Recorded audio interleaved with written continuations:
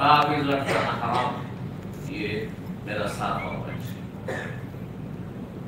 तावीज़ लटकाने से कोई फायदा नहीं होता है, बल्कि दीन दुनिया का नुकसान है।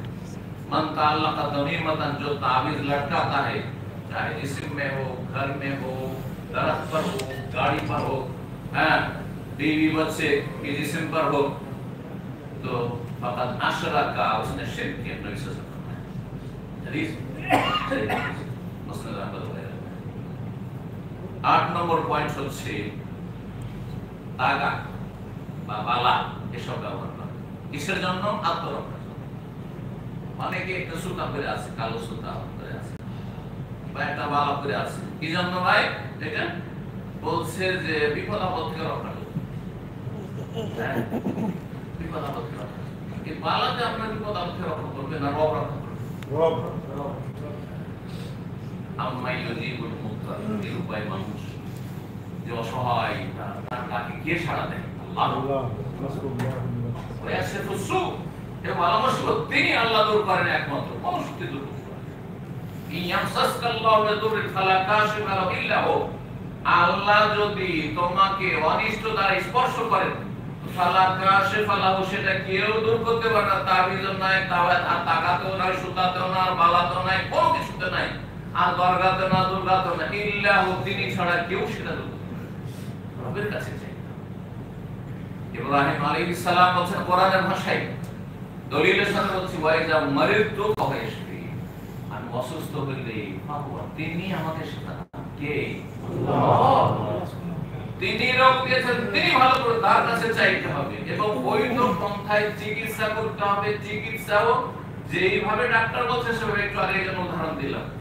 এখন ভালো স্পেশালিস্ট কাছে লিখে নিয়ে এসে সেটাকে তাবিজে ভরে যদি ঝুলান অথবা সেটাকে ধুয়ে দিয়ে পানি খান, তো কোনোদিন ভালো হবে না।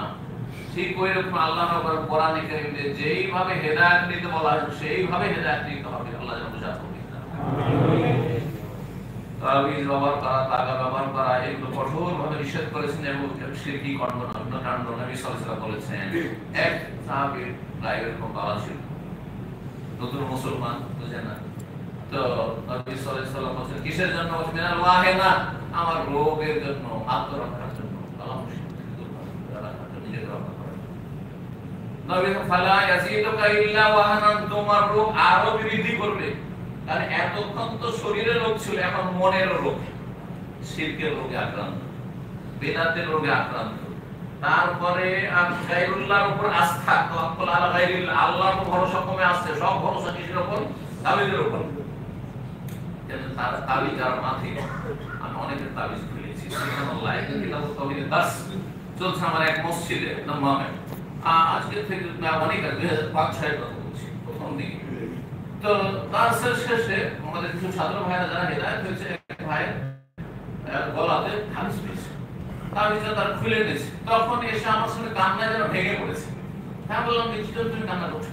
এই অবস্থায় কান্না, হাহাকার অবস্থা না, মনে হচ্ছে বাঁচবে না তুমি। বলছে আমার তাবিজ খুলে নিয়েছে, আমি বাঁচবো না। তাহলে আপনার আল্লাহর ভরসা না তাবিজের ভরসা? আল্লাহ ছাড়া অন্যের উপর ভরসা থাকলে এটা বড় শিরক নয়? অন্তরের ভরসা কার উপর নিতে হবে? আল্লাহ। ওয়া মান ইয়াতাওয়াক্কাল আলাল্লাহি ফাহুয়া